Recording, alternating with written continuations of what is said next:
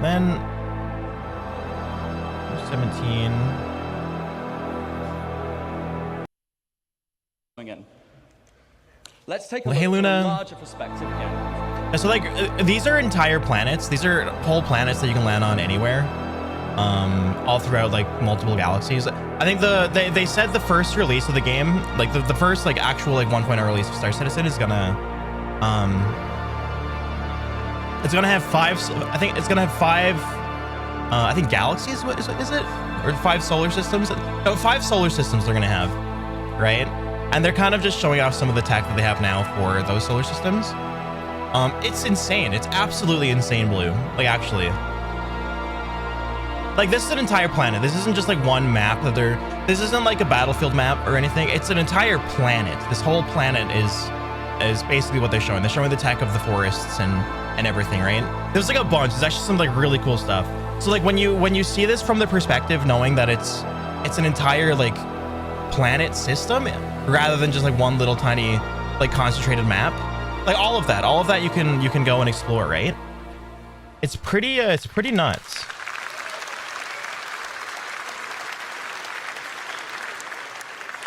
Let me show some more But also here. the color of their leaves. So they actually have like a weather. That will drive the color of the leaves. We're going to introduce. Yeah, they have like a the concept of season seasons system to the game, and this will mean our planets will evolve through the year. So and we'll be not able to only shed are leaves they on trees and have the grass wither in winter. Not only is there entire planets. Every planet is gonna have like seasons and everything, like seasons with like snow and everything. It's kind of wild, actually. So as you're starting to see, all these rules, all this data, it's all coming together to create what we call truly emergent biomes. Let's have one more look at how this varies over a much larger scale. I don't think I wrote this one down, actually. I missed this one. And that's the thing too. That's why there's a lot of people that have been skeptical about it, Blue. Like, a lot of people have been skeptical about this game because the promises they've been making are wild. The promises they've been making with this game are almost borderline unthinkable, really, as far as the scale goes, right? But they're showing the tech they have right now, like the tech that they're able to do right now in the game, right? As a live game too. This isn't like an offline game. This is a live, like, massively multiplayer online game, right?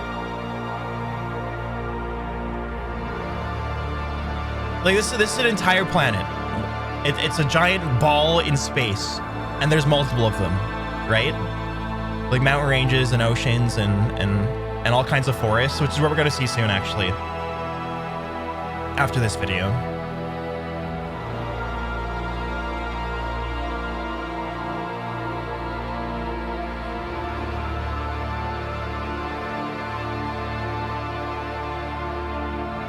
I think I am gonna finish with the Squadron 42 trailer as well. We're gonna watch that at the end as well. Or not trailer, but like the gameplay. They released like one without with like scuff and stuff. Like if you guys think this looks good, just wait until we get. There's some videos that that I have in real life. that I have timestamped that are gonna blow that out of the water, dude. 127. So they also have. So they never used to have this. They're actually starting to work on like moisture systems and stuff, which is gonna, which plays out as like swamps and all that, right? They have swamps with, obviously different like fauna and stuff that would typically be in swamps.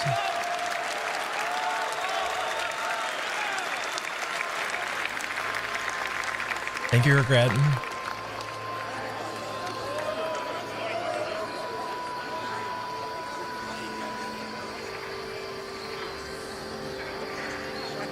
So this is for Star Citizen, but the same tech's gonna work in Squadron 42. They're both like the base. They're both kind of the same thing. It's just one is offline, one is online, right?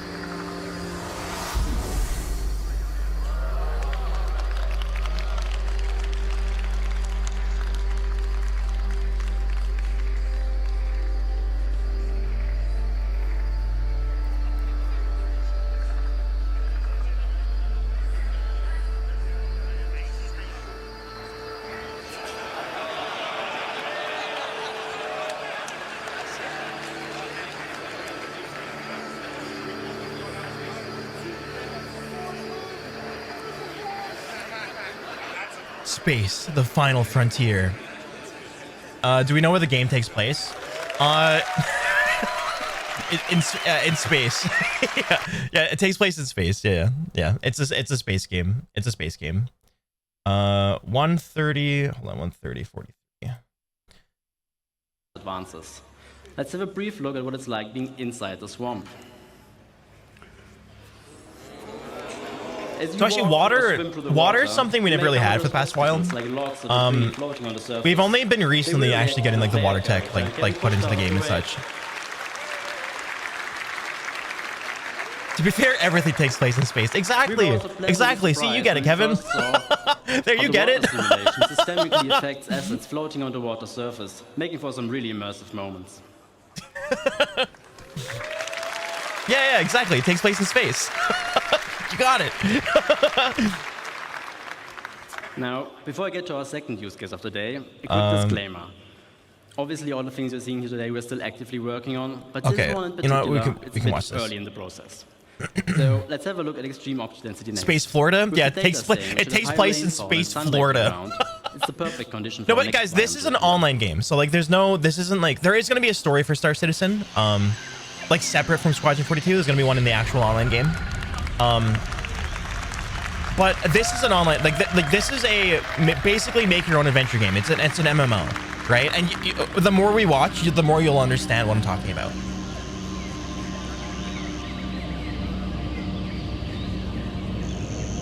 Well, I mean, I hope it's not a lake of alien piss. That'd be horrible.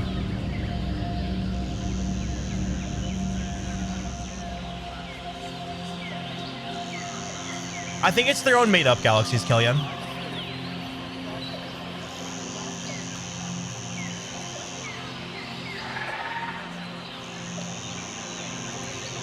Well, regret, you're gonna see in a moment. Actually, you're gonna see soon how GPU-based this game's gonna be. Unironically, this game is made in the CryEngine, so they transform the CryEngine into their own engine called Star Engine, and it's basically gonna be the new like Crisis, this is gonna be the new Canada Run Crisis game, like straight up.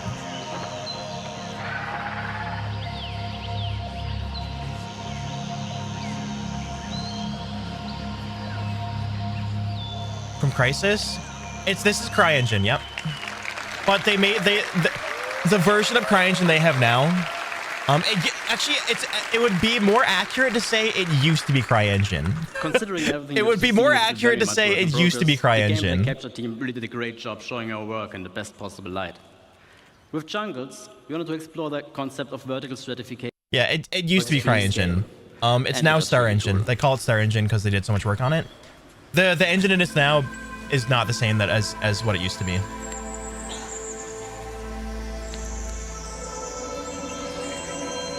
So these are just like little biomes. So they have like a jungle biome, a swamp biome, a redwoods biome.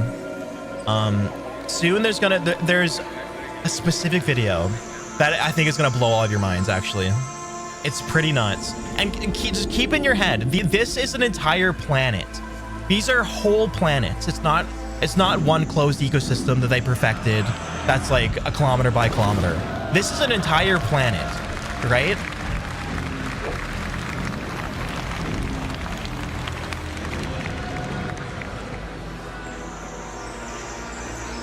So the foliage physics is actually, it's GPU based rather than CPU. I think foliage physics is usually like CPU based, but they worked on their own system for it that's based on the GPU calculations.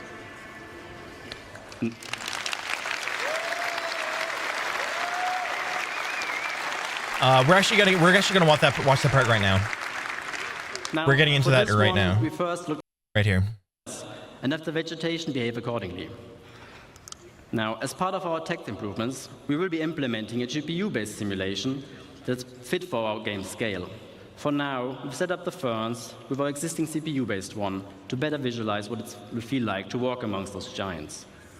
Also, with the biomes on our planets now being defined by where an individual object wants to appear, you can expect a lot more happy accidents by having species invade different biomes, making for some unique locations, hopefully. Surely. So you could land theoretically anywhere on a planet that has like forests and stuff, and all that's going to work in a game that likely has like 2,000 players in each server, right? Or more. Now, before I get to disappear off stage, I just want to say a big thank you to everybody involved, especially my team in Frankfurt for doing such amazing work and being all around great people. Okay, I think we're all And gonna like also all of this. you guys. I really hope I'm basically got all the coolest stuff, This and we're just concludes watching it this all phase of together. Genesis, so please welcome Ian to the stage. So he can tell you. Actually, did I watch this yet? Now he's dead. Hold on. I don't know if I got this video. No, let's watch this. So Pico's down before he even hears the shot. But don't worry, he's not dead. Okay, let's finish him off. What? Wait, no. Now Guys, he's I'm dead. so sorry. I'm so sorry. I didn't know that was gonna be a part of this. Pips power up. Oh my god! I need to get some proper placement in. We just witnessed So a there's one fucking more crime. example for you. Now finally, oh, not finally, we have ship weapons, so listen to the fire rate as the ship approaches the camera here, giving you a bit of a sense of threat. Rest in peace. It's not too easy to tell what's going on there, but you get an increase in fire rate. Finally, the really cool stuff, explosions. So we can put a cinematic element, a shockwave element, and a delayed speed of sound effects. So there's they're actually building like a shockwave system for like explosions, which is like And so that's cool. way too cool That is to do actually just so once, cool. So we're going to do it twice more from further distance. And there's so much stuff, guys. That's why I'm kind of getting through it. There's like this is a 9-hour video, right? So again, I skimmed through it, found the best cinematic effects parts, first, when and I you wanted see to it. show them all to you. Like that is just so cool. Shockwave. Isn't that just so cool? Old Spice meme. The explosion itself. Hey Presto. This is all completely driven by parameters in the game, so we So can this do is all for real. Star Citizen, but the Squadron Whenever 42 you game drop a uses the Moab. One more. same system. Yeah. So this is a Moab, mother of all bombs. And that's like those are like mountain ranges, just for the record. This game is 100% going to be a can it run crisis type game. This is going to be an absolute next gen game. And think about it too, guys. They announced speed of sound. They also announced that this game's going to be VR compatible. Like we're going to be able to play this game in VR. Like at some point, they're working on it. They've been building this game up from the ground. Like they've been building this game from the ground up with the intention of it being a VR compatible game. So you're going to be able to play this game in virtual reality, which is just it's going to be wild. Like it's going to be wild. That's going to be absolutely wild. Like watch this thinking that this is going to be like this is all going to be allowed in VR, all of it, right? They've been building it for that purpose. Simulation gives you a better sense of distance, it improves the sense of speed, and it supports those amazing cinematic moments. This up. It's a nice day on the surface. This is amazing. This is fucking amazing. The clouds Keep in mind, but VR they're compatible. Not just moving. Entire Forming planets. Naturally, It's the whole planet. Changing shape. They dissipate as they glide on the atmosphere based on wind data, stratus and cumulus alike. Now we start seeing the new cloud shading model come into play. Planet. We are seeing enhanced occlusion In-game. beneath In-game, the cover, planet. emphasizing the sunbeams Not a map. how it interact with the clouds, and seeing the light shafts peer through the layers. Now, as this is closing in, we can start to see the changes in visibility of the area. Light precipitation is starting. Previously, we authored static cloud shapes, but no longer. We didn't manually place a volume here. Its presence has been informed by Genesis data. Oh, and it's not just a cloud volume. It's a weather front.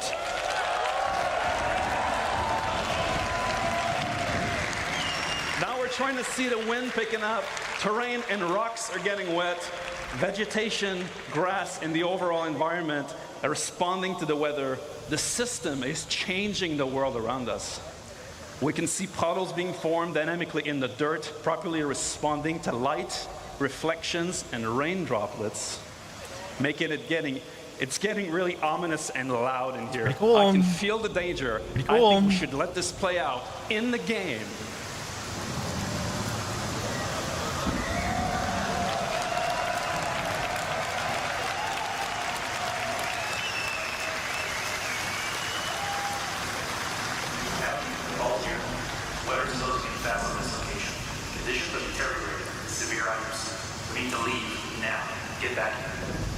Clean that visor. You can wipe your visor. That's a mechanic.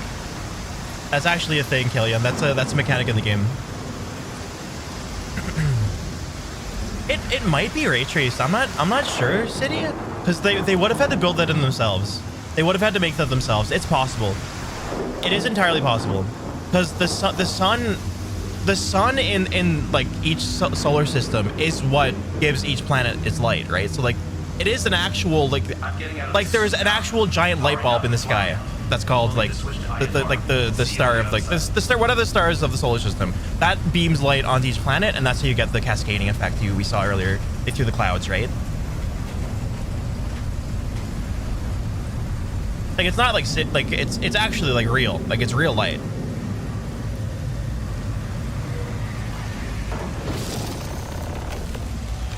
Dude, this in VR would be stupid. like I don't think there's any computer right now that could play this game in VR. Like look at it. Look at it. Like look at this. Like I don't think this is possible in VR right now. Like I think they could make it in VR, but there's no GPU that we have that I think would be able to run it to any degree that's like not gonna make you throw up. Just with how high fidelity the game is, right? See? Wipe the visor. That's something that's already in the game. They already have like weather systems and stuff, but basically they made it better, like substantially better.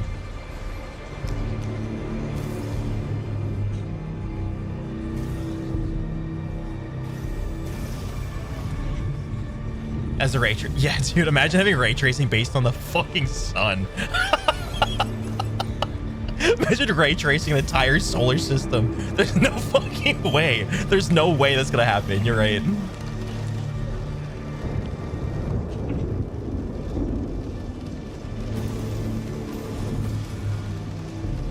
Keep in mind, this storm can pass. Like this is not a scripted storm. This is a storm that just rolled over.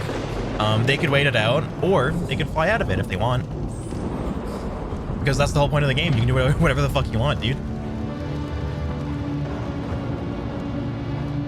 I have some really amazing stuff in store. Like if you guys think what we saw so far is interesting, I promise you, watching this whole thing I put together up on this stream, it's gonna blow your mind.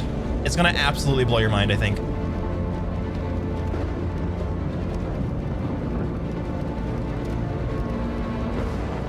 It's getting very sparky up here. Recommend deviation. Dude got struck by fucking lightning. Dude got struck by lightning. Like me earlier.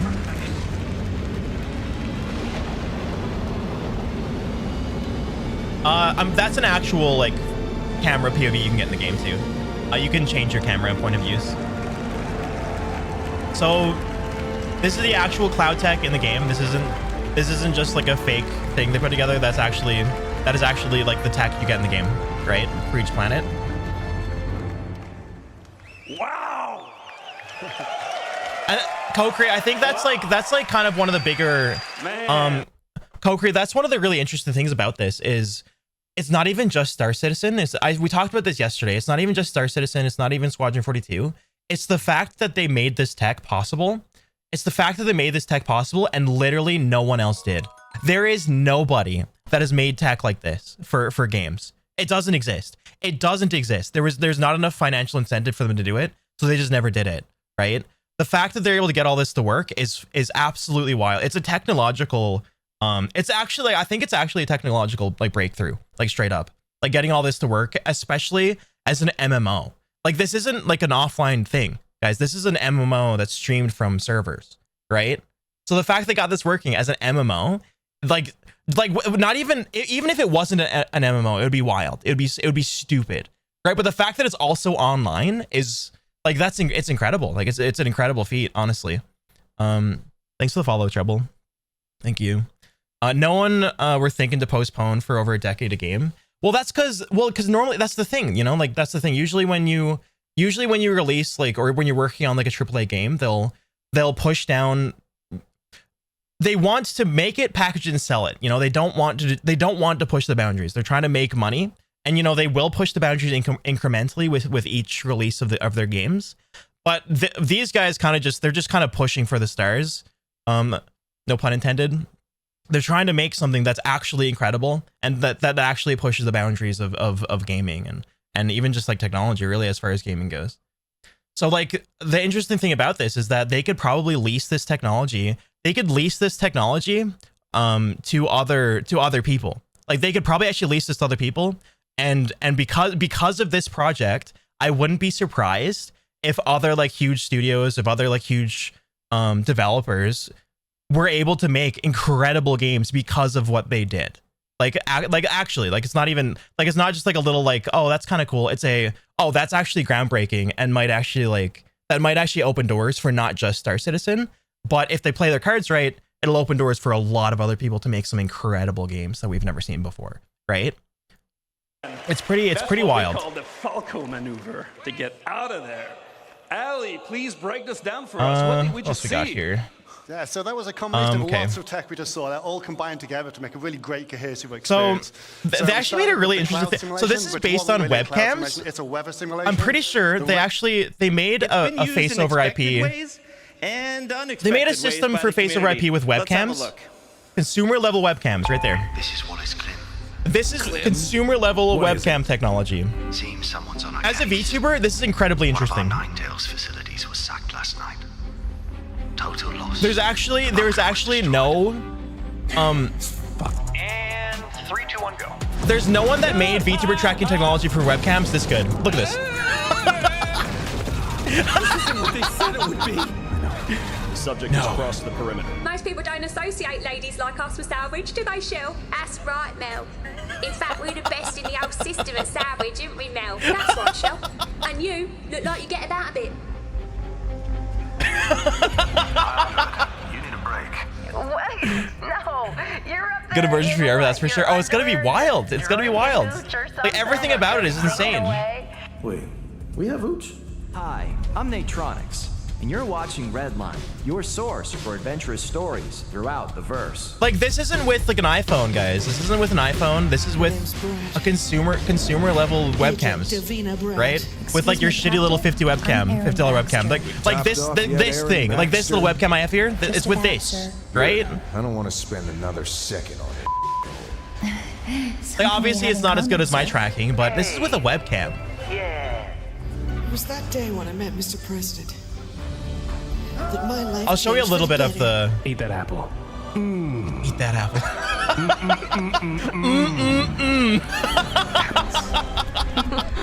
This is so stupid. I love it. You were never supposed to know any of this, Detective. You were supposed to die at Safe Haven. This is so dumb. I love it. I love how they made like a bunch of stupid little skits with it. Rachel's dead. No! Rachel, no! God damn, you were so young. What are you looking at, sir? Go away. Wait, he's actually a YouTuber. I forgot his name though. Here, I'll show you. We'll show you a bit of the behind the scenes tech for it, like right here. That sounds awesome. Can you tell everyone what you've done to improve it? Consumer webcam. Well, we started off by looking at what we originally had, and we realized that some mouth poses were really difficult to pull. So we focused on improving the range of motion of the mouth, which now exactly, and that's what it is, Kevin. That's what it is. This is one of those games where developers are like, okay, I like the. They're like, oh, okay, I like the way you think. Yeah, that'd be cool, but no, we have to package a game in 6 years and sell it and make a boatload of money. Right? It's the game that they shut you down over. Right?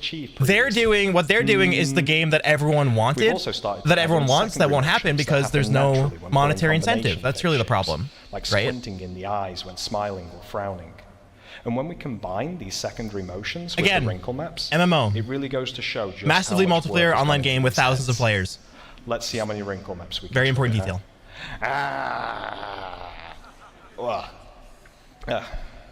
So they're definitely making this consumer friendly. Oh, absolutely, 100%. The tracking quality could be quite noisy in environments where the lighting is less than ideal.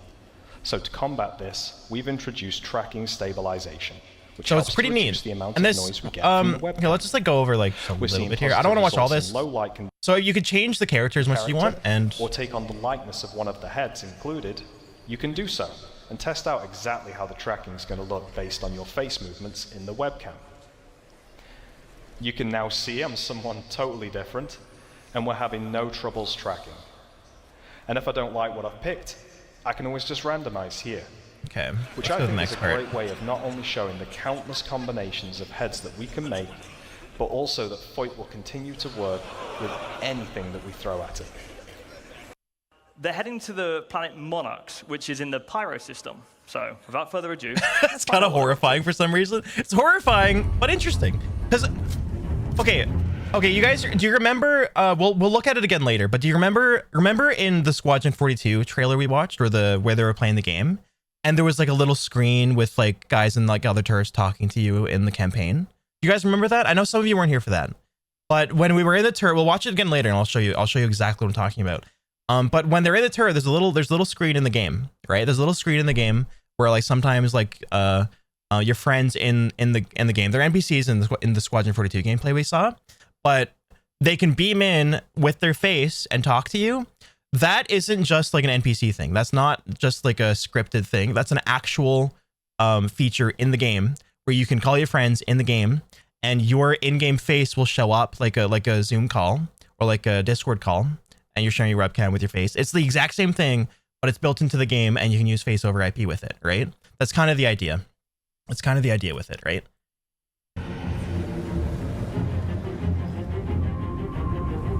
They're going for incredible immersion is what they're trying to achieve, right?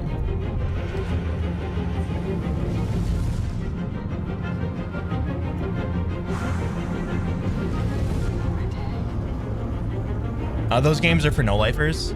This game is gonna be wild. This is gonna be one of the games. This is an MMO. Like, you're gonna have to play with friends. Well, you don't have to, but it's ideal to play with friends. Though there will be like NPC crews and stuff you can get. You're gonna be able to get NPC crews.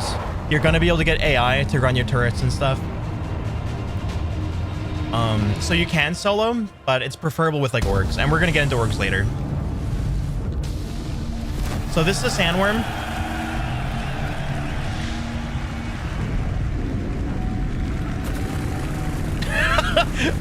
I think I should have another life to spend whole life in it. Yeah, exactly, Killian, exactly. Because it's an MMO. That's what they're going for. They're going for like an online life, really.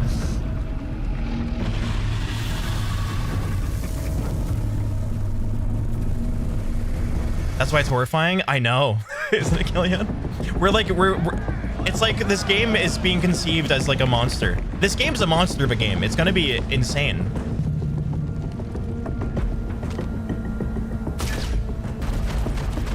I mean, imagine the RP. Imagine the RP like gameplay you'll get in this game. Like, there's gonna be people 100% role playing in this for sure. Like, that's already happening, and like the tech isn't even finished yet. The Sandworm eats dirt and then starts spitting rocks at you. like isn't this like this is guys? Planet, whole planet, giant sand planet, worm. That's all I'm saying. That's all I'm saying, okay? All right? It's fucking wild.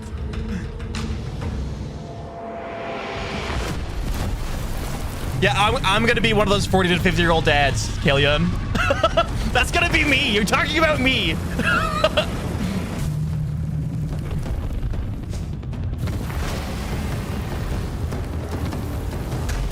Like, look, it's shooting rocks up at ships and killing them.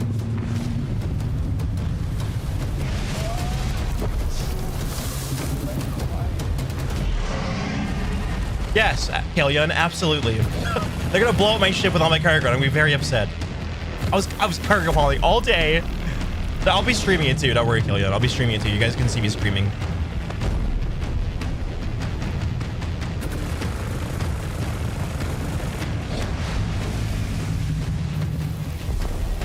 This is from the first day. We haven't watched any of the day 2 stuff yet.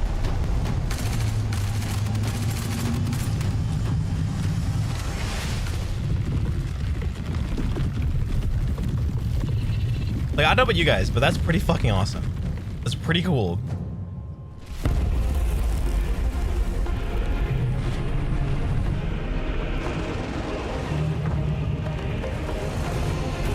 Imagine just like walking around. Imagine just like walking around. You got your little cargo. You're like trying to scrap a little ship that crashed here, and then a giant sandworm comes and eats you. To watch me stream it. Exactly, Killian. Actually, the planned release is 2026. I believe the planned release is 2026. They're gonna try to release 1.0 and Squadron 42 together, I think. They never had a planned release for like years. No, I think they're gonna be trying to do a release of both of them together. You'll see today. You'll see today. There's a lot of stuff that's a lot further ahead than even I expected, honestly.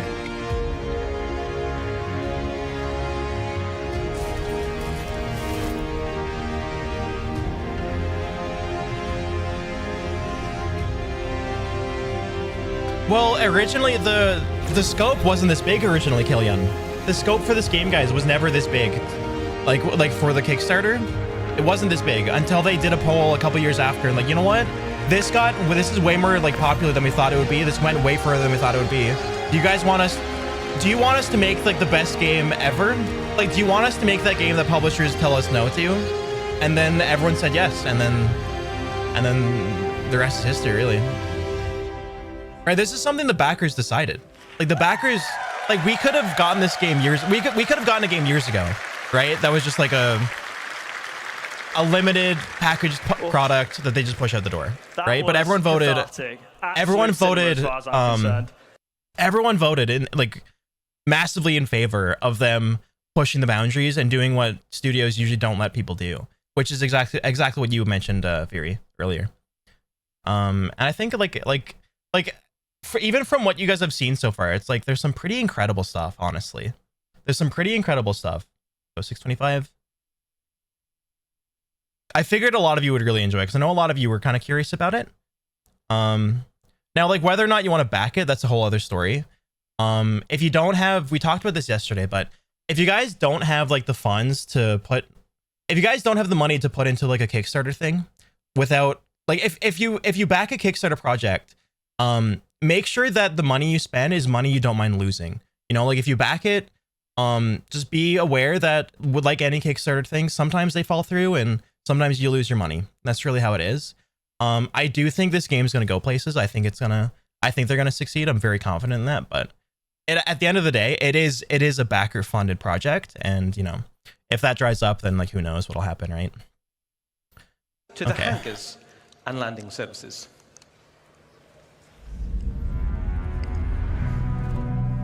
What a shocker. I mean, pretty much, City. Yeah, that's literally what happened. That's literally it. Yeah. So, like, at the end of the day, it is us who decided. It is the backers who decided for this, right? Yeah. Like, it's taking a long time, sure, but it is what we said yes to. You know, like they were prepared to do what any like AAA developer would do, where they're like, okay, we're gonna limit expectations, we're gonna limit the scope, and then we're gonna release a product in like 6-7 years. Right? At the same time, I'm pissed. Yeah. So that's a Kraken. That's a Kraken aircraft carrier, and what we just saw was a Polaris, just back there, like docked. Release the Kraken. So I think this is just like these are just like little cute videos of like one of the new like landing. Cool. So Levski's one of the new like places they've been making. Well, they're updating Levski, really. That's okay, AJ. That's okay. Not everyone has the same interests. That's all right. I wouldn't be 14, 15 years old again, so to spend a lot of time on it. Yeah, I mean, but like the backing, like the Kickstarter started when the company had 10 people, right? Like they only had 10 people. They never had a studio or anything. It was like, hey, we want to do this thing.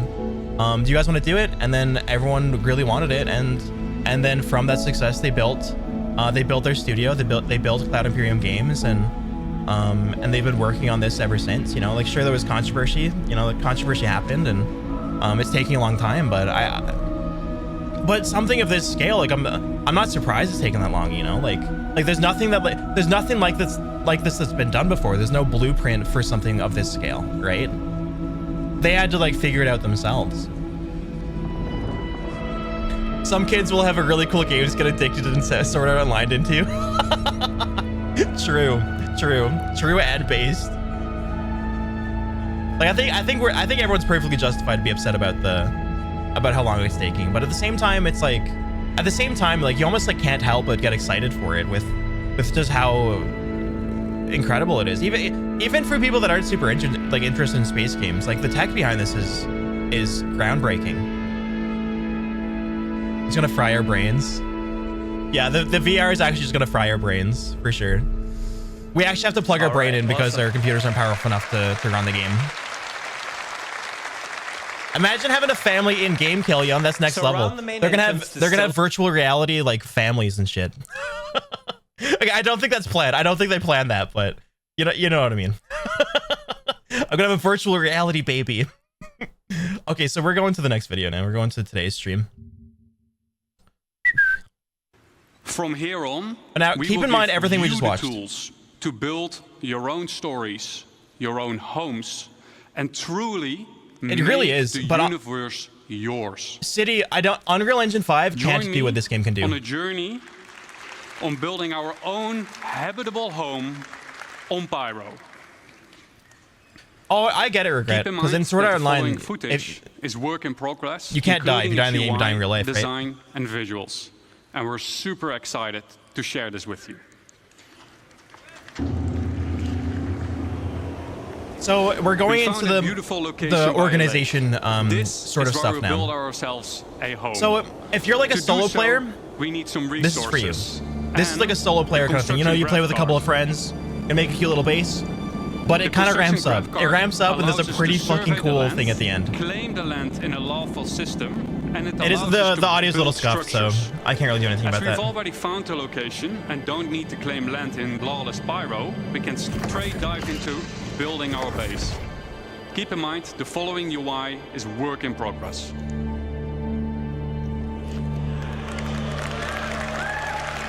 My name is Solo Player. This is for you. This is for probably guys that plan on playing solo. But I plan on getting an organization. I want an organization that we're all part of. In the new structure mode, we'll pick a small basic structure. I mean, I already have one. I just haven't done anything with it yet because I'm still waiting for the game to get better. For this demo, the construction will be instantaneous. But in the final product, this will take you quite some time.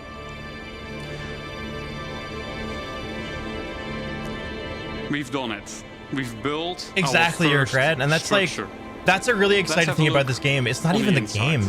It's not even the game. It's the tech. It's the tech behind it. Like, you can go in this game and get like the best views in any game ever possible. Like, there's no game that's gonna have a view like that you can get in this game. It's dimly lit. It's up to us to define what we will use this space for. In our case, we will want to make it into a home.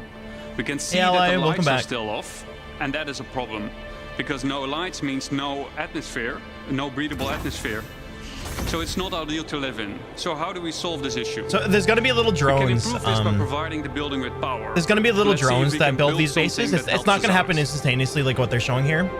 There's going to be little tiny drones that build all of our stuff. Before we dive into more building, let's take drones. a quick moment to enjoy the freedom that the survey drone provides us with and admire the aesthetics of our first structure. And I wonder what Declan was up doing there. Keep in mind that base building is still work in progress, but what you're seeing right now has been recorded directly in the client and works seamlessly between first person and the building mode. Yeah, the audio's a little scuffed for the first bit, sadly. Enough. Back to base building. In the list of new structures, in the Batman Arkham Shadow VR game, I have in Dark Knight now. That is something that could solve our problem, I think. How many of you haven't seen Stars? How many of you haven't known about Star Citizen or Squadron 42 before these streams? I'm curious. Is this your first time like figuring it, like finding out about it? That provides power, each with their own benefit and drawbacks. Fuel power is quick and easy to build, but it requires a constant supply of fuel besides its regular maintenance. If a structure is not maintained, it will halt its activity. Never heard of it? Players will need to maintain fuses to keep the building okay, we're gonna watch the Squadron 42 gameplay as well later again. The longer it lasts. This is where the fuse goes on this building. Next up, we have a terminal that gives us access to the status of our building. What do you think of it? What do you think of it, Derek? More importantly, we get to activate it here. So there's entire like base building mechanics where you can get like little base of operations. They've showed this before. They showed this. They hinted at this a year ago at the last CitizenCon. It wasn't fleshed out at all. I mean, it kind of was. You know, they were starting on it. They've been working on it for a bit, but the stuff they showed today is mind blowing. Like again, guys, think of all the stuff we've seen in like today. Think of all the stuff we've already seen today, and think about this. Think about how we can build a base anywhere. We can build a base anywhere that like it has like free space, right? And like take into account, like remember, like think about all like the procedural like storm systems that they have, and the lights are now properly working. We got atmosphere, and we can start to use the item fabricator now that there is power. So we never watched much about that, but you know, it's an item fabricator. It seems pretty simple enough. It's pretty self-explanatory. You made like guns and stuff. We made it our own. It all takes resources. Home. We hooked it up with power. I would say we have a place that we can live in. It might not be much. We can build a space strip club. We can actually, yeah. To call it a home. Actually, we can. Regret, yeah. Wait until we get to the last video. Wait until we get to the last video, and you're gonna be like mind blown. We can make a space we can make a super space strip club. Okay. So now this is for like an org that's just starting out. Yeah, this is for like an org that's just starting out. That's like that wants to get their shit situated. Start like video, and we're start pushing towards crafting something some pretty big end goals than the item fabricator can handle. It's been a bit of a so the first one is like, you know, you're like it's like you and a couple friends. You know, you build a little base, you have a little spot. So this is now for if you have like an actual organization with a couple people that you're working with. Base building vehicle, and he's built as this. It is the construction. This has 4 automated drones compared to. So what he just said, this was placed here with a ship. So you can get ships that fabricate buildings and stuff, like giant like fabrication ships for bases and such. This was placed here with one of those, right? That's 2. But you can get like that little tiny fabricator. So far, this has 4 drones, so each drone can work on one. Drones are capable of building 1 structure each simultaneously, so 4 is quite a big advantage. Okay, let's scale.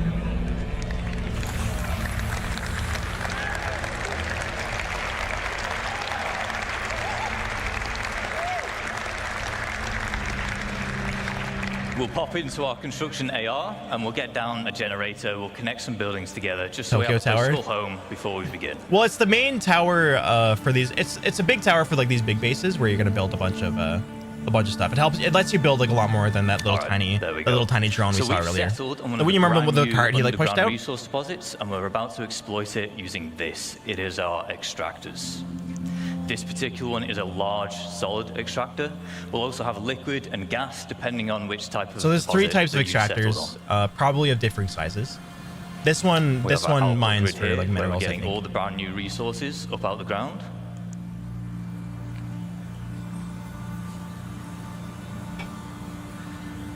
And it is important to note that once these things are set up, it's not a case of just free resources forever. On key structures like this, there are fuses which will occasionally need replaced, as well as environmental wear, which you can work up from $40, Killian. You can spend $40 on a ship, work up from there, or you can play with friends with an organization, like me, and we can build up me an organization together, and just like kind of make our own little our own little thing, you know. Well, we can work up to there. Like, we can make enough money to get the ship in game to build it, right?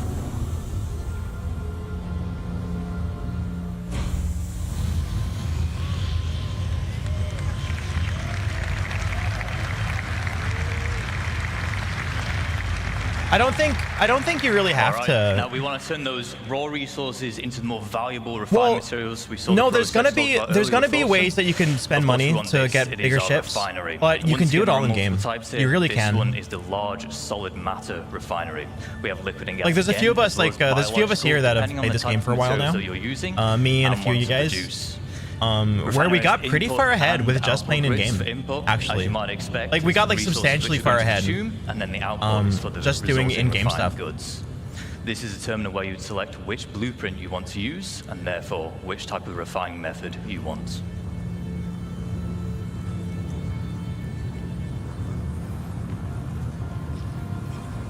So that's a refinery where they take the minerals and they're gonna refine it down into like ingots and all that, right? So they can actually use it for building more things. And our refinery, so we're gonna put down our elevator storage. So you can imagine you mine for stuff, you mine for raw resources, you refine said raw resources, and then you build up now, but it's worth me mentioning again here that and then you build fabricators and stuff that can use those resources to build even more stuff. Structures like this, they will take some time with the automated construction drones, but the smaller scale base I have a Karak, in the previous video, that can be done in a single play session. So the buildings we saw before, like the smaller little tiny base, you can do that like in one sitting with some friends. This one would take a couple of days to get situated, is what they're saying as far as like the build time goes. They're placing down a bunch of like cargo holds. We'll just keep on putting down more extractors because we want as much as that valuable resource out the ground as quick as possible. No, I guess those are extractors. I don't know. Are they extractors? I don't know. We're introducing the no, those, yeah, they're cargo holds. They're cargo holds. Network. What this will allow you to do is it will allow you to link multiple freight elevators together, and in turn they will share the same storage. So wait, that's actually kind of sick. We'll deposit an item on freight elevator. Yeah, I have a Karak. Or Karak or whatever. I don't know how they pronounce it. And then we're retrieving it on freight elevator B. I've not been known for being the best at pronouncing things, Killian. The elevators together to extend that. All right, I'm sorry. Canadian.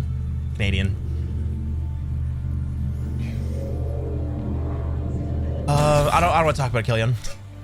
I've been back in this game for a long time, so like over time I spent more and more money, and eventually got up to getting a Karak. It's easy to do. There will be permissions that we can set up, granting people access to our base, and they can even build their own structures if they wish.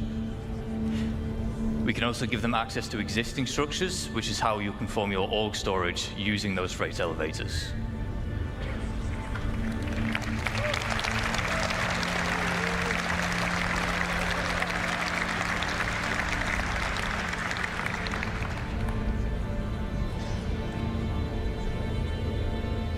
Now, we always want a safe place to store our ships, so the trusty hangar will do.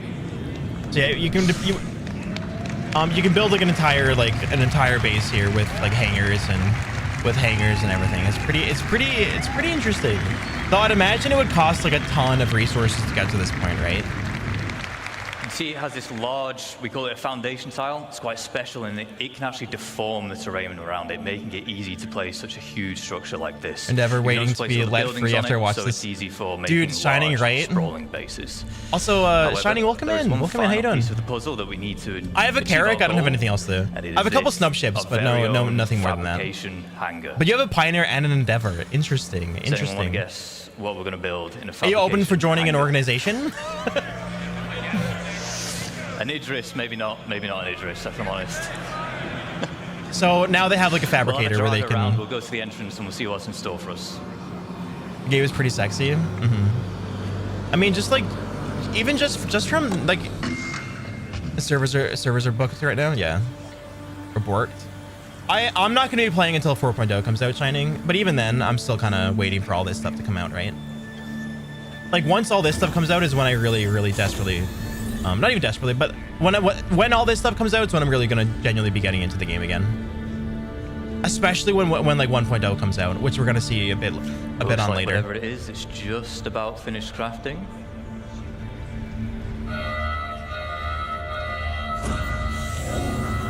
I'll see you in 50 years. Well, 4.0 should come out, I think, around the end of this year, right? Around the end of this year, early next year, Shining?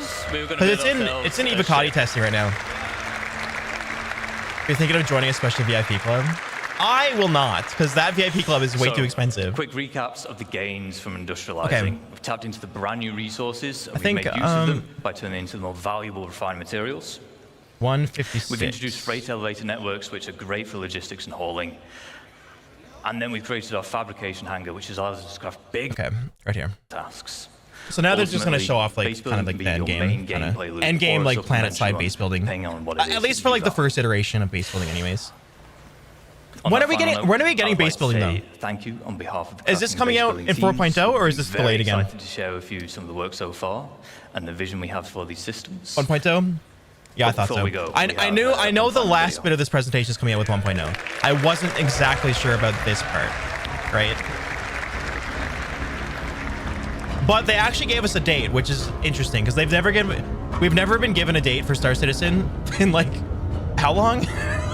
Like years. They gave one date before and it blew up in their face so hard, and they're like, yeah, we're never gonna do that again, and then they did. So I think they're being honest. I think 2026 is actually gonna be the release date. This is like farming. There's gonna be fishing too, but not in 1.0 is what they said.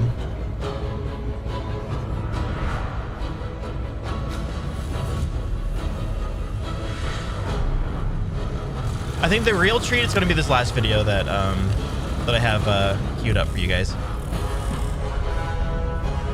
So there's obviously like PvP, you know, this PvP gameplay. It is an MMO. That's an Idris that was crashed that they're harvesting, I think. You have a no, there's a javelin. There's an Idris parked there. Bunch of mining extractors and a whole crap load of like landing landing pads and landing base up there. Fishing is crucial. It is elemental. we're gonna get fishing eventually. It's just, you know, it's just not in the. It's not on the. Not gonna be 1.0. I'd just like to say thank you, to get it leveled up with the guild. Yeah. Very hard on this, and you might see that base again later. This today. Okay, this last bit. Thank you. So we're gonna watch this last bit, guys, and then we're gonna watch the Squadron 42, the non-crashing version of Squadron 42. Which looks absolutely incredible. Hello, so, CitizenCon. See him. I'm Kirsten, your core tech producer. Right, and I'm here, I think. This blew my mind. This is absolutely mind-blowing. I'd like to welcome Ian Leyland, Star Citizen's creative director, to the stage. Yeah, I thought so, Killian. We'll stay with what I said. Facts. Yeah, I think fishing is integral. This game is literally unplayable until we get fishing. Good luck. Thank you. All right, hello, CitizenCon. So they did announce there's going to be a story in Star Citizen as well. So to continue the in the online part of the MMO, of part of the game, right? Endgame org activities. Let's go back to Pyro 3. We skipped that part because it wasn't super interesting, but were being built earlier today. This morning we saw the small habitat being built by Luke, and then we saw Deck start to expand the base into a commercial enterprise. The pirate gameplay is going to be awesome. Massive example of an org base, but with everything Rich was talking about, with org system-wide activities, we want to give you guys the ultimate end goal. The ending of this absolutely blew my fucking mind. Also, this is about 30 minutes, by the way, guys. What we're about to watch is about like 30 minutes. And to do that, a little weird. Let's look up into the sky and see what it is. It's pretty cool. It's pretty fucking cool. So you can build like a little base on. You can build like a little base on the planet and whatnot. Also, he's breathing a bit. Let's just ignore it. Ignore it, guys. All right. Remember what your therapist said. Breathing isn't real. It can't hurt you. Okay. Breathing isn't real. It can't hurt you. Okay. All right. He's doing his best. He's breathing manually, but he's good. I mean, he's a little stressed out. Like he's a programmer, you know, he's a programmer. He's presenting in front of thousands and thousands of people, like hundreds of thousands of people. I'd be a little bit, my heart would be palpitating a little bit as well.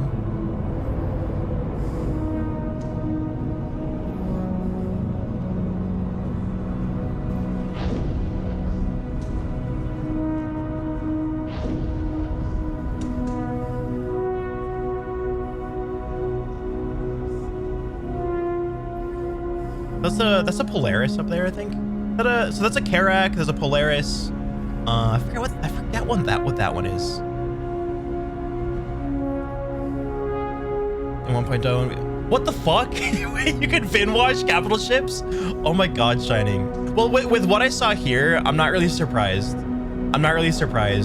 I didn't think we were gonna be able to get these ships. The ships. They're gonna show us some ships after this that we can get that are just mind blowing, dude. Thanks for the hydrate, Kokri. be all X3 Rebirth in this game with player stations. Yep. But it'd be like I am damn sure I'm gonna get one of these stations. I'm gonna try to get you guys. I'm gonna get you guys to work with me, and we're gonna get this giant. We're gonna make one of these stations together. Okay.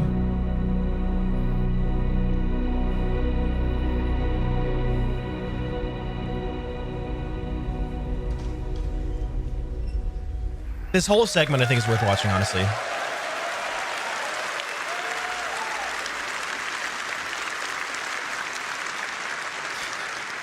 Let me introduce you to there is going to be boarding and stuff. Stations. Yep. Finally, you can build your home amongst the stars. This will be the starting point for your base of operations for system-wide org activities. But why is this an end goal? Well, first of all, to construct your own space station, it's going to require vast quantities of resources. And yeah, we got to make the next star. And also, will be a large. We got to make the next star. The Kai star. How do we start? The Nekaishi Death Star. Well, it all starts with the supply bay.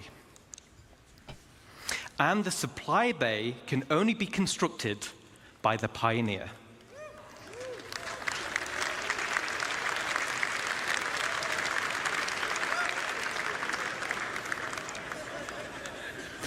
Once it's created, the supply bay then handles the creation of the station itself.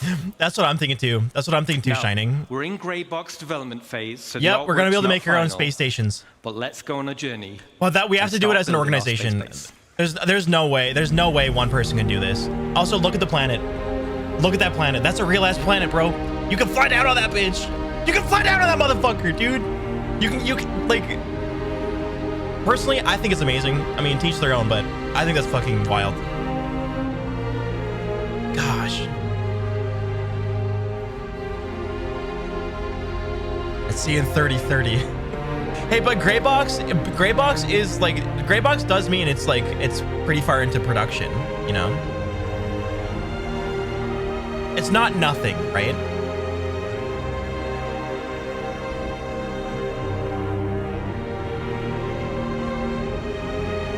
I'm hoping the release is 2026, but did they tell us the release for 1.0? I'm thinking it's 2026. Also, see those little drones there? So these little drones you see here, they're what builds the station, right? I wonder what planet that is. Not Terra. It's got to be one of like the planets we already have, right?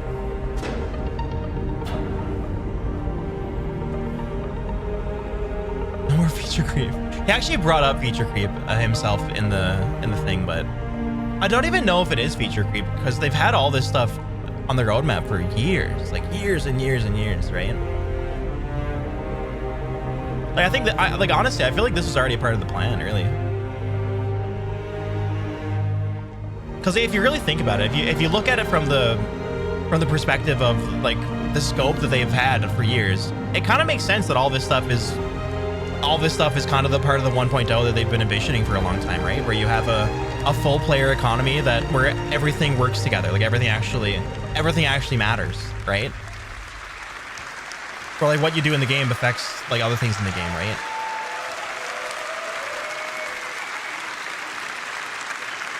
Awesome. But point 23 was all reworking mining and combat again. Supply bay yeah, I guess it just never met their standards, right? And the required resources will be substantial and will need to be topped up over time. So this means orgs will be encouraged to have efficient logistic networks. So we're going to make an org together, guys. And as Rich I already have one. It's called the Space Plumbers Initiative. Ideal if your org is well-rounded did I stutter? in terms of roles. Even the starter player can contribute. We're space plumbers in space. The supply bay has automated construction drones, which are used to space create plumbers the station. And unlike ground bases, anyways, once the station is built, the supply bay then integrates into the station itself. I mean, they still need plumbers, right? So here we are. You're right. They still need plumbers. Built our core station module, and it's big. And out of the box, the station comes readily built with some core functionality. Oh, I was already thinking. Let me talk you through it. We already talked about that a few times, Shining, where I think they're going to license this tech. The bridge, which is the command deck. Like this tech is absolutely, the tech they have is wild. It's never been done before. So like, I wouldn't be surprised if they started licensing out their object containing streaming technology and other things. Station. We have access to power and water management. Power and cooling is something you'll need to consider carefully. It also is an area to set permissions for who can enter particular areas, either divided by the ranks of the org itself or open to the public. And there'll be a radar station to track the activity outside the base. And the terminals to access logs of who has visited the smaller station scales, exactly. Yeah. And see what they did. So let's jump back in game and take a stroll through our bridge. It's been done in like small ways, but I think this is the first significant step that like ties all this tech into one massive like brain-breaking engine, you know. There's currently no engine but this engine that can do this kind of thing, right? To this scale. As far as I'm aware, anyways. I don't think it exists.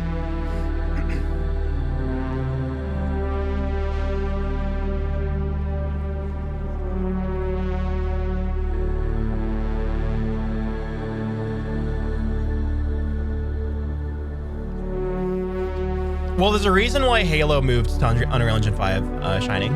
Unreal Engine 5, a lot of people are comfortable with Unreal. A lot of people are trained in it. They know exactly how to use it. But for this, I don't think this is possible in Unreal 5. I don't. Like, maybe it will in the future. It probably will in the future, actually. But Unreal can't do what they're doing right now. It's possible they're like looking at like this tech and like licking their lips maybe, but who knows?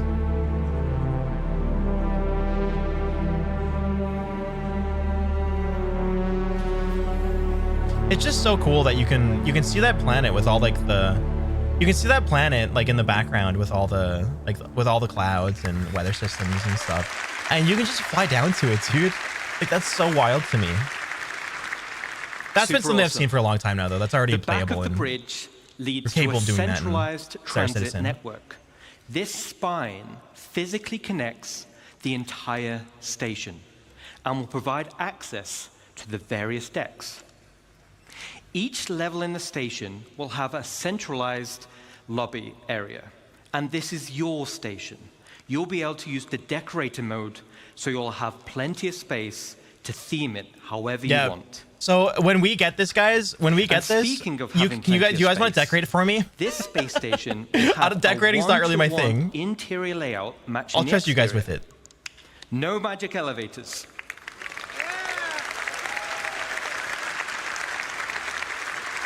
What this makes me think of like so you like can a physical navigate around Let me pause this real quick. Hold on. Perimeter, and so you guys know how in like Warframe, you know how in Warframe you have like a little like dojo, right? You have a dojo. It's like an instanced server kind of thing. You go into it. Pretty cool. You can like upgrade it and stuff. This is basically a dojo for Star Citizen as a massively multiplayer online game, but it's not instanced. It's a physical space that will always exist in the game, right? As long as you build it, as long as it doesn't like blow up or whatever, it's always going to be there, right? It's not like an instance situation like most games do. It's you build a space station, and that space station is just there. It's just always there, right? So like when you think about that, on top of the fact that it's constantly like floating around the atmosphere of whatever planet you put it on, is crazy. It's actually okay, crazy. Let's jump back in. Like it's just like, to me, that's wild to think about. Like there's like is there any other game that had anything even remotely close to that?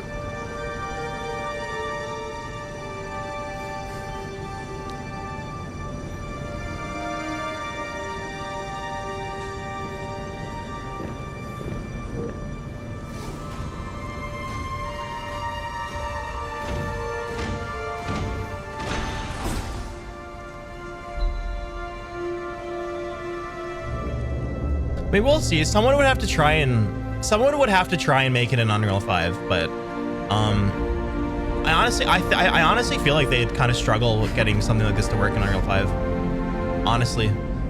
So that's an Idris out there. They have little Idris flying around. That ship there. All right.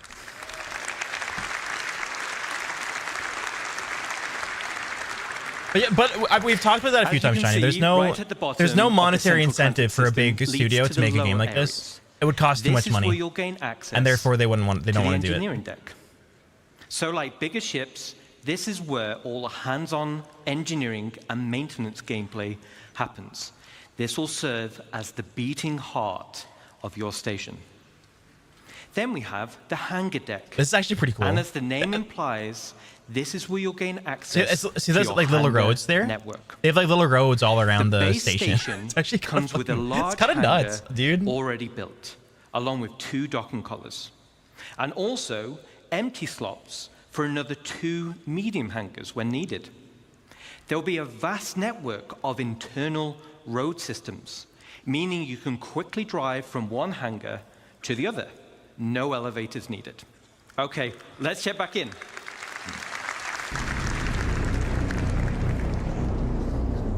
I think that is one of the biggest difficulties for this game, though, Shining, is the fact that no one's trained for this engine. Like when they have to train people to use this engine, whereas most people just know how to use Unreal engines, right? Zomboy, thanks for the follow. Welcome in. Welcome to the stream. So like that costs a ton of money too, is getting people trained and helping them figure out how to use the engine, right? Shining, thanks for the follow. Have you seen the live stream, Zomboy? Like for CitizenCon? Too young to play Star Citizen 1.0. To clarify, these are friendly jabs at Star Citizen. Really hoping that. Oh no, but I said it yesterday too, Shining. There's criticism of these games that is completely justified. You know, like I'm not gonna get in the way of people like that. I think we should all be able to voice our concerns. But I also do believe in the project too. You know, I think the project is going to go somewhere. I think this is going to go places. I think, specifically Squadron 42. Right. I know that's going to be amazing. Station hangar but will offer some enhanced I think Star Citizen is going to be incredible too. Hey, Mitty. For example, there'll be spaces for several freight elevators. And there'll be empty modules for open ship parking for vehicles and ground vehicles. And there'll be also exit points where you can simply drive out. So that's like a road that connects to the other places. You have a road system in for the observation deck. From the observation deck, you'll have a control room. And from here, you'll have master control. My question is, like, how big of an org do you need for this? Because I know they've announced before there's going to be NPCs. So you can get like an NPC crew, right? But how viable is that going to be? Am I going to need like 200 people that are just always here? All right, guys, back to work. Back to work, guys. The space station isn't going to run itself. How is that? I don't know. I don't want to be like a slave driver. You know what I'm saying? Back to work, Kalion. Psh, psh. The cargo door is not going to open itself. I don't know. The freight elevators. How viable are the NPCs going to be? This means that even before someone has landed, the new cargo you know what I mean? can be up into the hangar and ready to be loaded up. Now, everything we've spoken about so far is what comes with your station. Star Citizen, Cloud Imperium Games, guys, actually advertised Elite Dangerous. They actually advertised Elite Dangerous and pushed people to support it. Determined interior network of corridors and roads. So this is what I was getting at with you'll find with regard to being like a dojo from Warframe. Bulkhead connectors will come in tiers 1 to 3, which drives the size of room you're able to build. That's okay. They might get interested when the game comes out. This is where you start when the game's like finished shining. The interior of your station. The rooms will require resource and time so cool. to construct, and once built, you can God, I love that. That's each so neat. room, which will be reflected in the station's minimap. Can I make a strip club? That's the real question interior here. Of your station will have ample areas for you to expand. You can build generic Didn't empty 87 rooms, literally build this genre? and Oh, you you can think fill so? with items I for thought it your was the parts Wing Commander controls. games that build this genre. You can also build specialist rooms, where the theme and functionality is already set for you, such as mess halls or Can I have a nightclub? infirmaries or generator rooms. Nightclub. And of course, there are Nightclubs. shops. So similar to the small shops we built around the ground base, this is on a much bigger scale. No nightclubs. Got it. That's just the interior. So you could build like shops for like weapons and stuff that you manufacture. So your organization can Let's talk manufacture a bunch of about the weapons and other things, and we can sell it to players, right? On the exterior, we have minor hard points. These are attachment points located on the upper and lower surfaces of the station. Using build mode, Build a trading and you fast can verse? Okay. customize your station with a variety of modules, which tailor it to So you can get like a bunch of functionality. Yeah, they get into. I mean, all this is pretty interesting, towards actually. Resource collection, such as gas harvesters, while others are geared towards defense, like shields or turrets. This Yeah, goes you're gonna need back those turrets. to bridge operations of power management, a situation. So keep in may mind, guys, arise this is where an priority MMO. is needed. This is an MMO where anyone can partake in have PvP combat. major You know, hard points. you can have somebody come in The with a core capital ship station module and try to comes like with destroy 2 you, right? hardpoint Or try to rob you. connectors. Major hardpoints are used to connect substantial wing additions to your station. The first example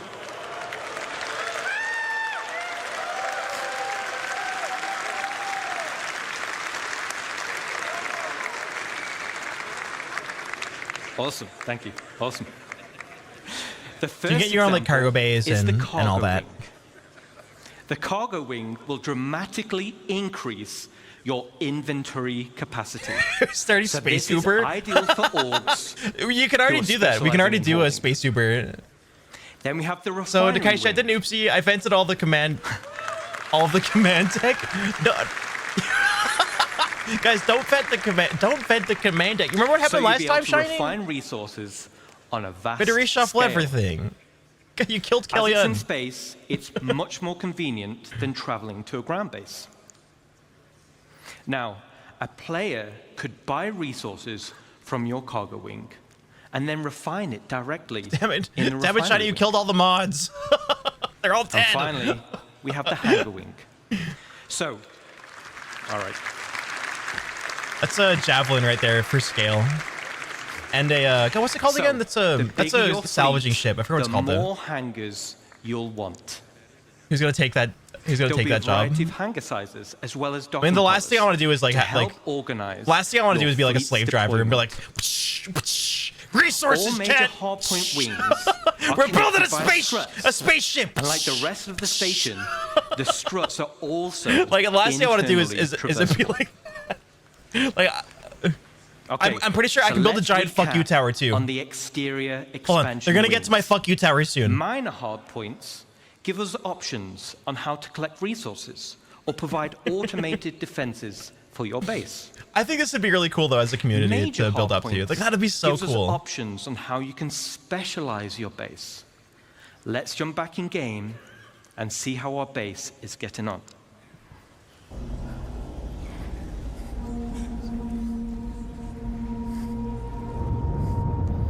Build a. I can build an FU tower. Just we'll get to it in a bit.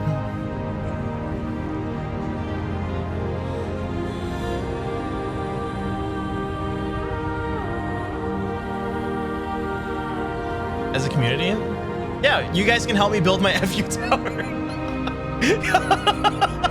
Yeah, you guys can help me build my FU tower. My FU tower. No, I can share it. I can share it. I can share my FU tower with all you guys. We can share it together. So that's a cargo. That's a like, little cargo attachment.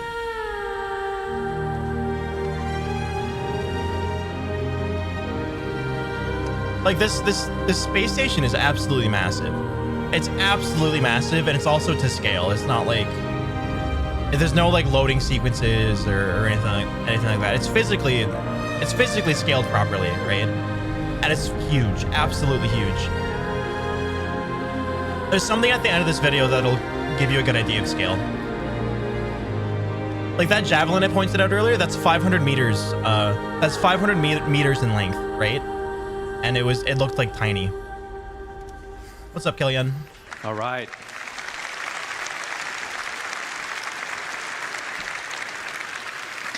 Yes, hey, Pedro traveling. has been working with us on this as well, so thank you. Looking cool. Customization is just as important as expansion. I'm not even trying to sell the game. Like, Similar guys, to don't. ground bases, If you don't have the money to back it, don't back it. be You able know, to like just wait. earn Like, wait for people like me to hints back for it. your Wait for people like me to back it, and other people like You'll me to be able back to it apply and fund it, and decals for your like wait for it to come all out if you're skeptical, right? That's totally okay. You know, like I don't want any of you guys to get it if you can't afford it, if you're worried about it, or if you're skeptical about it. Okay. Of minor and major hardpoints, your station will come with 2 unique base expansion points. Okay. One on the top side behind the bridge, and one on the underside. Okay. Look, it's my fuck you tower. The top side will be for the crow's nest.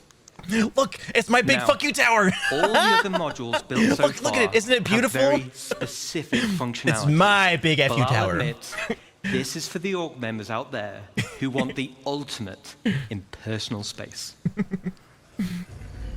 Dibs. Dibs. I dibsed it too late.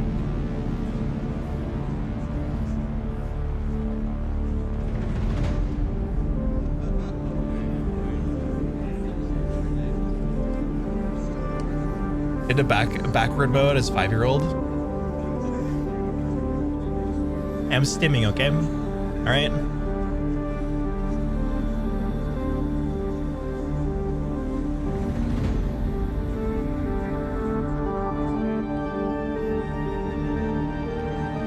Heavy as fuck, dude. This is all, guys. I've been back in this game for 13 years, right? It's so cool seeing all come together. Like, look at the planet, dude.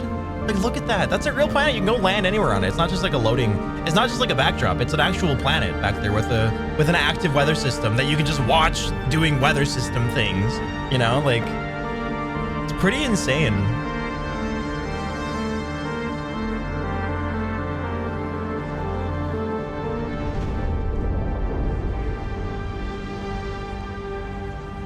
Imagine if we had these as station building ships.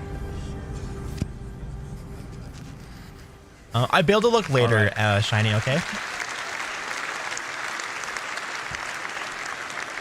So I'm going to be flying around the verse, and I want personal invitations to see what you've done in those rooms, okay? Time in Christmas when you're going to receive the present. That's kind of what this event is for me, Killian. Cool. I look forward to this event every year to see all this stuff. Now dude. Let's talk about the underside. This is going to be for the flight deck, which also comes with an additional 3 major hard points. The flight deck look at that is underside, perfect guys. For your rapid reaction forces. You know what? That's deserved. Ideal for fighters, that's absolutely deserved. Big enough to fit most ships. It's the perfect home perfect for your timing, Hunter. station's defensive air wing. Listen, I'm just looking at I'm looking at my space station's underside, okay? All right, let me look at my space station's underside in peace. Freight elevators. Hey, no, you. Making rearming quicker and easier during operations. So an org with a tight flight deck crew can be substantially we have a bunch of like fighter jets and stuff down there. Now, very important detail actually. Let's take a look. Very important. This little guy down here, especially if you're in like a pirate zone. Don't be sus to this Christian Minecraft server. I will look at my space station's other side as much as I want. All right. All right. Look, it's beautiful. Look at all the little babies inside of there. This could fit so many fighter jets, bro.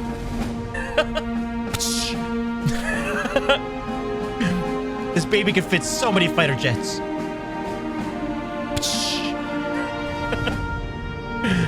Oh, actually, it's a good thing you were here, Hunter. I need to get some resources. We gotta build some habitation zones. Back to work, Hunter.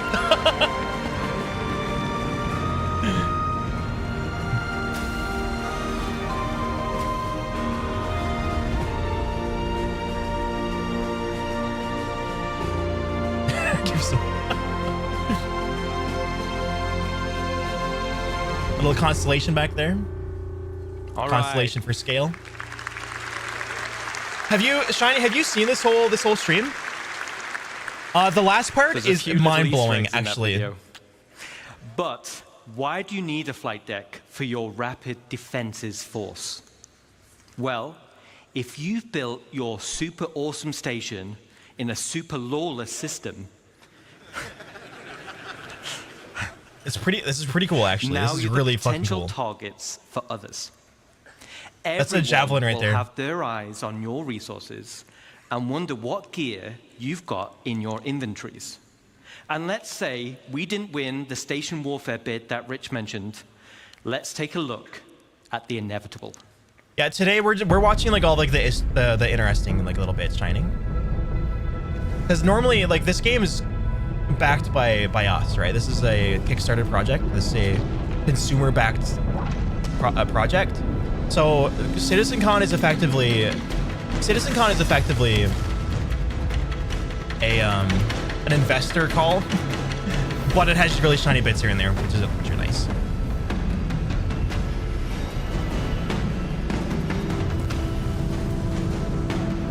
Like, we're the investors. We don't get a stake in the company, but we do invest in this game's success. So we get a yearly event where they show us what we're funding, like and where they plan on taking it.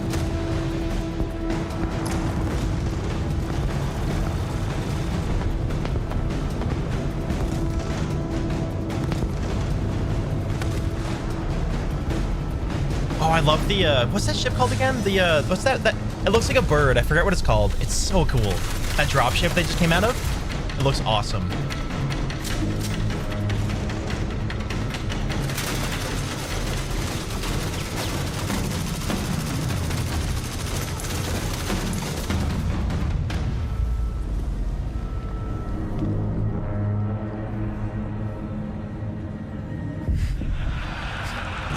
Oh, it's a little golden penguin.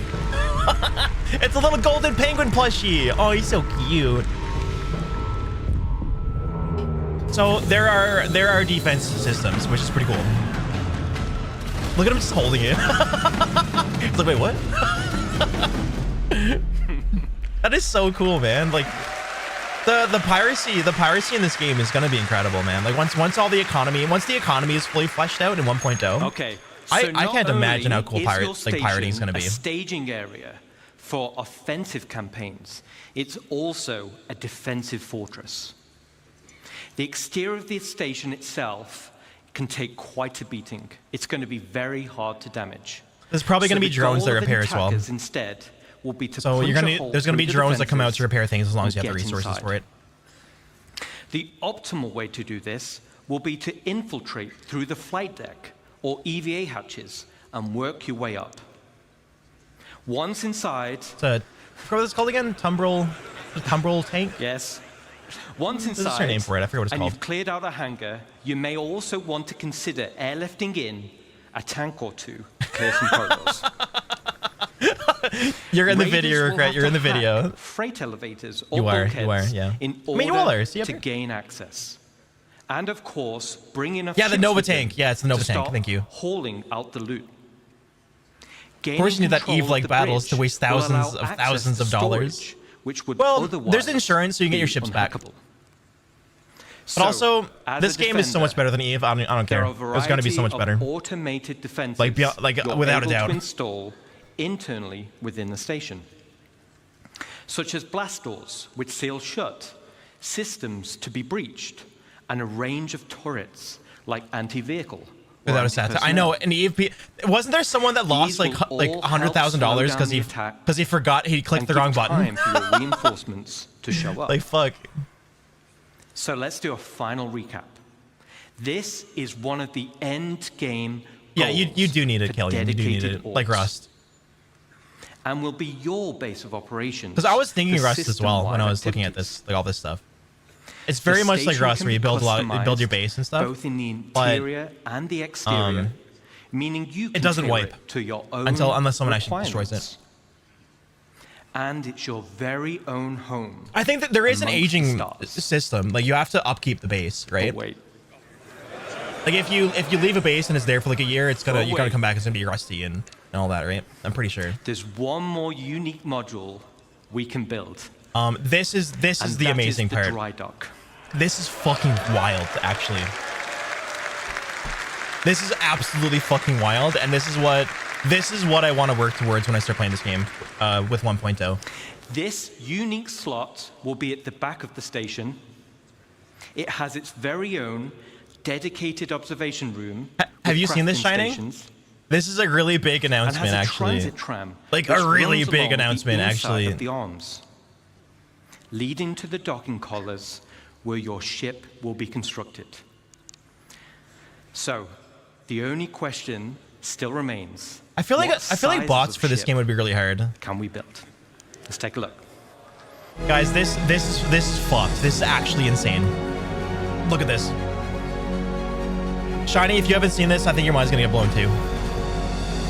I would like when I saw this, I was like, oh, you know, we could probably make like an interest or something. That'd be really cool. That'd be awesome. Yeah. We're able to build something pretty fucking wild, actually. I'll just watch the end of the show. You can see a little bit of it right there. You see that engine there? You can build. I want to see the reaction. You can build a Bengal class carrier, dude. You can build a Bengal class aircraft carrier. Like, that's fucking crazy. Guys, that's a kilometer long. That is a kilometer long. That's a kilometer long ship. That has a train system in it. And it's a spaceship. It's actually wild, dude. They said you can't buy stuff. You have to recover that. Yeah, like for up to this point, we were told we can only recover. We were told we can only recover up to, like, we could recover like the remnants of these ships, like someone like an abandoned version of the ship, and we can fix it. They're actually, so we can actually build it now. So now that not everyone's gonna be able to do that. That takes a stupid amount of resources, right? But if we had an organization big enough, we can build an aircraft carrier that's a kilometer in length.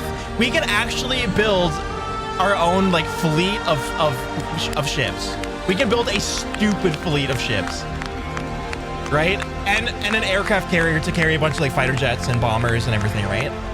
So like imagine the piracy in this game, man. Imagine the piracy. Like imagine like how this game's gonna function as an MMO. It's mind blowing. Thanks, Faction Ian. that can run that thing. So now we're talking. Well, we can get like NPC multiple crews. Stations linking and dry docks to craft your very own capital ships. Do you have a total Ultimate blueprint? end goal Then space dry for any dock. org. That is just so cool, dude. That is so cool, Shining. So let's take a step back. That's absolutely wild. At the beginning of this I think that's the main. That's like the main like cool stuff. 3 types of players and 1 universe. Okay, so we do have the man himself coming out to talk a little bit, so we'll listen to that and then we'll watch the Squadron 42. Oh, if you're bringing a Bengal to pirate me while moving quad, I'm just going back to Fortnite. Could you imagine? Imagine a Bengal pulling up to you, dude. Just to fucking imagine. Having a definitive line in the sand. A spaceship the size of a city. For the whole team, and I think for all of you guys in the community. Like, that's wild, man. As I said, introducing the presentation, we will never stop growing Star Citizen, even past 1.0. And part of what makes Star Citizen so special is he throws a little bit of shade here. He throws a little bit of shade. Community and us, the developers. And I know I could be accused of feature creep. But you only need to look at Spectrum, Reddit, Discord to see countless. Like, he's aware, he's self-aware, all right? He's just excited, and it's a passion project. Areas that the game can grow and improve. And often we take these on board because they will make the game better. And in some ways, while you could say Star Citizen is a Chris Roberts game, I would say it's all our game. The developers, the community, building the game, we're all building this dream game together. And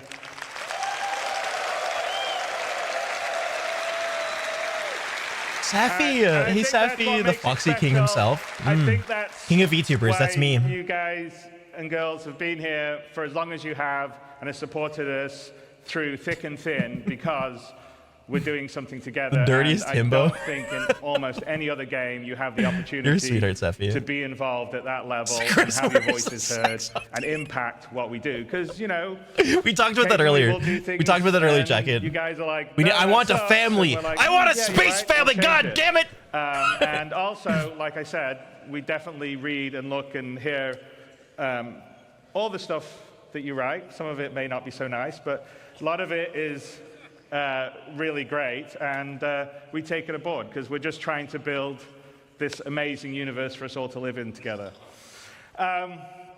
So, what defining 1.0 does, though, for us is give us. Did you say the VR thing yet? In terms of feature and content, we are committed to delivering for when your life in the verse becomes truly persistent, your gameplay to progress your reputation, the money you earn, the material possessions you collect and earn will persist even as we deliver more content and features. And I think that's incredibly important for really finally being able to fully commit and not just go, okay, well, I'll play for a while until the next patch comes out.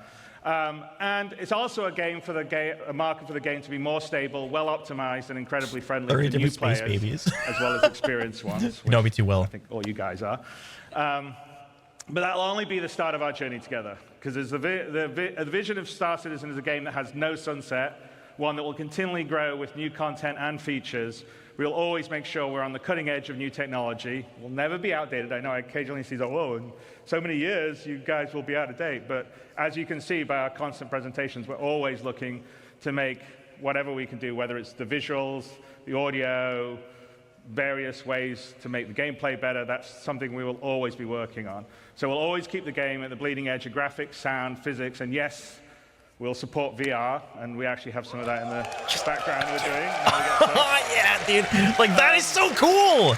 Guys, look at everything we looked at today. Everything we looked at today is going to be VR. We're going to be able to play it with VR. That's wild. Small prologue that opens That's so wild. 42, live with a few absolutely wild. As I said, this is going to be like the best VR game ever made. Playthrough, no crashes that Rich did immediately afterward. That's up on YouTube. And we've given a date to finally deliver the spiritual successor to Wing Commander that the team and I feel comfortable in hitting. We've defined what Star Citizen 1.0 will be and shown features such as base building and monster. Yeah, we can hope. They'll be delivering the next 12 That's to 18 me. Oh my God, months. that's me. 4.0 and server meshing and pyro is coming at the end of this year. We're already in Evocati on 4.0. I think some people have been streaming some stuff. And in coming weeks, we'll continue. So 4.0 is coming out the end of this year to early next year. It's in Evocati testing right now. So with this, we will have delivered the majority of what we showed last year. But that's not. So they're aiming for it to come out. With the remaining features. They're aiming for 4.0 to come out around the end of this year to early next year. That doesn't mean we can't play it. It's probably going to go to Open PTU, which is like the public test universe that they have. It's probably going to go to Open PTU sooner than that, right? So we'll probably be able to play it in the public test universe before that, like maybe in like a month. I would imagine. Don't take my word on it though. Coming early next year. And there are over 1,000 people committed. Emperor, thanks for the follow. CAG committed to bringing you all this and more. We love what we do, and we're inspired by your passion and support. We know that we are truly lucky to have such a strong community that shares the passion and dreams we do.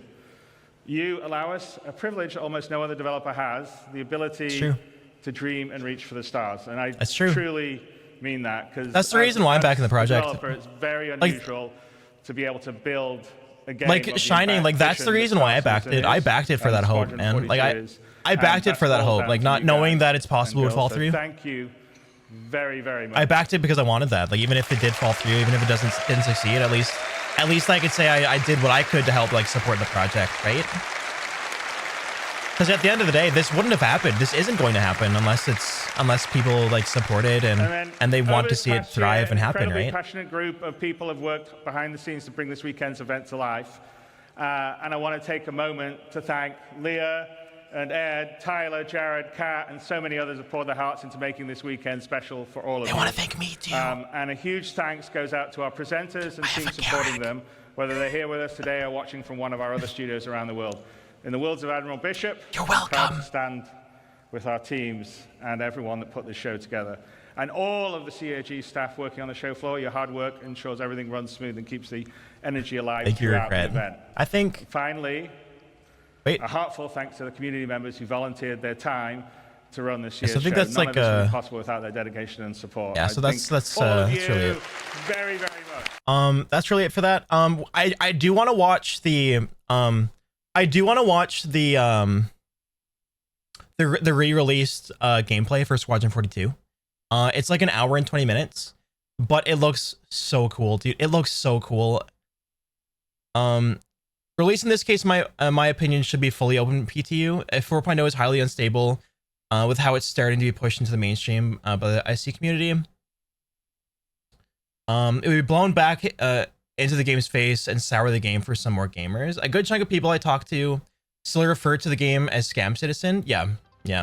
But like that kind of thing, like that kind of thing is going to be there until the game releases. Like there's going to be doubters, and frankly, I mean, I don't blame them. You know, a lot of people got burned. A lot of people are upset with it. You know, like despite the fact that there was a lot of people that wanted this, like there's a lot of people that wanted it to go in this direction. There's also some people that didn't. There's some people that wanted just a small like nicely packaged little like game. Not what they're going for now. Now most of the community did, but there's people that didn't want that. So there is criticism, there is skepticism that is deserved. You know, like if there's people that aren't interested or they feel that it's too, like there's too much controversy, they don't trust it, then they should wait. You know, like that's what it is. If somebody believes in it, they should support it. If somebody doesn't believe in it or they're skeptical, then just wait it out. And that's okay. Like both are completely okay, honestly. It's up to them to earn the trust of the backers. You know, like it's up to a Kickstarter campaign, or it's up to crowdfunded campaigns to earn the trust of people to the point where they will actually support it to the degree that will make it succeed, right? Even if the game fails to ever release. And exactly, Shining. And that's what I've said a few times now is, guys, if you are skeptical about the project, if you don't have the money to put into it without, like if you're not able to put money into it, then don't, you know, like it's with like any crowdfunded project, like any Kickstarter project, it's possible it won't pan out. It's possible it won't succeed. I do really think it'll succeed. I have a lot of faith that it will succeed from what I've seen over the past few years.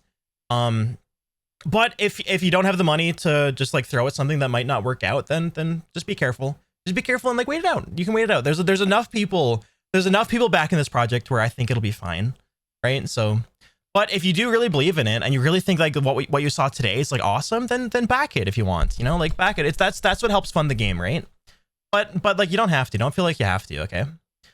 No matter the game, so long as you got what you determine is a fair fun to dollar ratio, then the game did its job. I agree. And I would actually say it kind of did its job for me too, just as far as just something cool to look at every now and then. But like everyone's got their own perception on that. Everyone's got their own like perception on that, like fun to dollar ratio too, right? Ran out of money through it. Nekaishi is old. Yeah, true. That's gonna go to my right into my healthcare plan regret. Thank you. I'm just so old. Just kidding. I'm Canadian. I have no clue who said it or what, but from one site I was following, there was some noise from unofficial leaks that they have a problem with money and need more. Imagine. Well, I mean, building something like this takes a lot of money too, right? And also, like, keep in mind, like a lot of the stuff we've seen over the years, guys. A lot of the stuff we've seen over the years has been Star Citizen related. You know, we haven't seen all of the work that went into Squadron 42. They only like just showed us like kind of what they actually have now and what like the final product's gonna look like for Squadron 42. But they kept a lot of that stuff under wraps, right?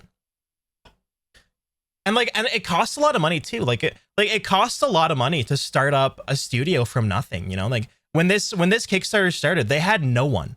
They had 10 people. They had 10 people with a vision. They have 1,000 people right now. They have 1,000 people working on these projects right now. 1,000, right?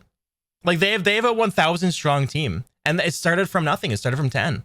They're not like a big AAA studio. They're not like Xbox or Microsoft where they just have a giant bank account. They have a team just always at the ready. They started from nothing, absolutely nothing but hopes and dreams, right? And it takes money. It takes money to build up that foundation. It takes money to get the studio. It takes money to figure out the hiring process, to figure out who you need to hire, to figure out how to train people onto the project. Like all of that takes a ton of money and time, right? So the fact that it even got to this like the fact they even got to this point is remarkable. It's pretty wild. And like I'm confident there was a lot of wasted money too. You know, I'm very confident there's a lot of wasted money because a lot of that stuff is trial and error. You know, when you start not knowing what you're doing, when you start something from like nothing and you're like, okay, I have to build basically a giant AAA studio right now. When you start from that point, it's like, oh, okay, there's got to be some wasted money, right? There's going to be some wasted money because there's a lot of trial and error in getting to the point that they're at now, where they have a team of 1,000 people, you know? Like there's a hierarchy you have to make there. That it can't just happen overnight, right? Double Concord is really not a biggie compared to the scale this game tries. The scale of this game is unprecedented. There's no game that has ever been to this scale. Ever.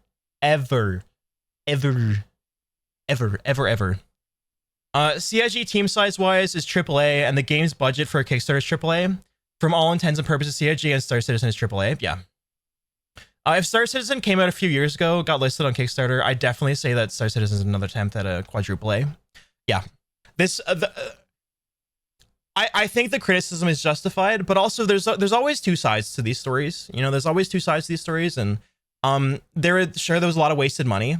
But I think the wasted money 100% was because they started from nothing. They started from nothing, had to figure out how to make a AAA studio from nothing, you know, and the fact that they did, the fact that they were able to is, I mean, they did it. At least they did it, and from what we've seen there, I might be a little bit biased because obviously I've been packing the game for a long time, but like you guys saw it, a lot of that stuff looks incredible. You know, a lot of the stuff we have.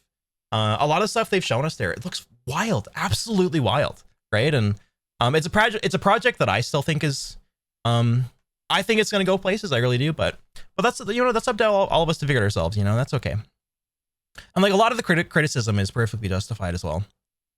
Like also like the feature creep and stuff too, right? But also that was something we voted on, but you know, it's definitely a controversial it's a controversial like situation, but I still very much believe in it. You know, like it's one of those things where it's like where people are just like, okay, all right, just do your best, figure it out. Here's money, take all the money. You're like, it's all based on hope. There's no like, it's not really like okay, we got this. We're gonna have this game out in 6 years. It's like, well, first we have to figure out what the game is. Actually, we have to figure out what this even is actually. Like, it's like we've never had a situation where we could just make the game of our dreams, you know, like that's not happened before. He's talked about that a few times, right? But